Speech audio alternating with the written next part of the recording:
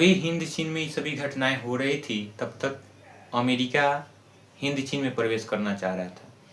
सबसे बड़ी बाधा नमस्कार, स्वागत है आपका हमारे study channel study with math fact में।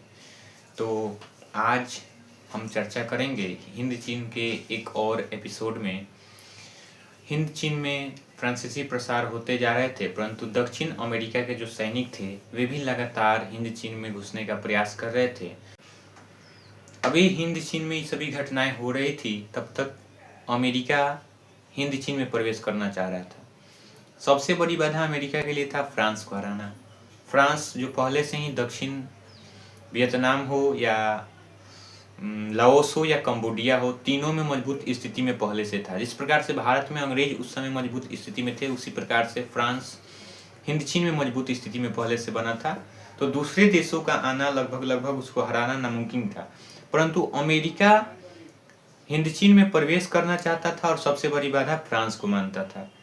परंतु फ्रांस अब युद्ध करना नहीं चाहता था। अतः अमेरिका और फ्रांस के बीच मई 1954 में जेनेवा नामक स्थान पर एक समझौता होता है, जिसे हम जेनेवा समझौता के नाम से जानते हैं। इस समझौता के बाद शासन की जो शक्तियाँ थी वो बहुत ज़्यादा बलवती हो जाती है।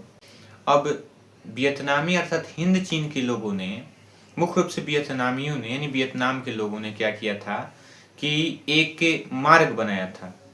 वे मार्ग उत्तर वियतनाम से दक्षिणी वियतनाम तक होकर के पूरे लाओस तथा कंबोडिया के क्षेत्र से होते हुए, बाहरी इलाकों से होते हुए उत्तर वियतनाम से दक्षिण वियतनाम में जाता था। अमेरिका न जाने कितनी बार इस हो ची मी मार्ग को तोड़ने का प्रयास किया, जिसे भूल भुलैया मार्ग भी कहा जाता है। परंतु वियतनामी क्या करते थे, वे स्वयं इसकी मरम्मत कर लेते थे, क्योंकि युद्ध में यह मार्ग उनके लिए बहुत ज़्यादा इम्पोर्टेंट था, यानी बहुत ज़्यादा महत्वपूर्ण था। अर्थात हम कह सकते हैं कि अमेरिका वियतनाम को लगातार वियतनामियों पर बमबारी कर रहा था। इन सबों के बीच वह हो ची मी मार्ग पर भी बमबारी कर रहा था, परंतु उसकी बनावट इस प्रकार की थी कि पूरी तरह से ध्वस्त नहीं होते थे। अगर पूरी तरह से वह हो ची मी मार्ग समाप्त भी हो जाता था तो वियतनामी उसे फिर से मरम्मत कर लेते थे।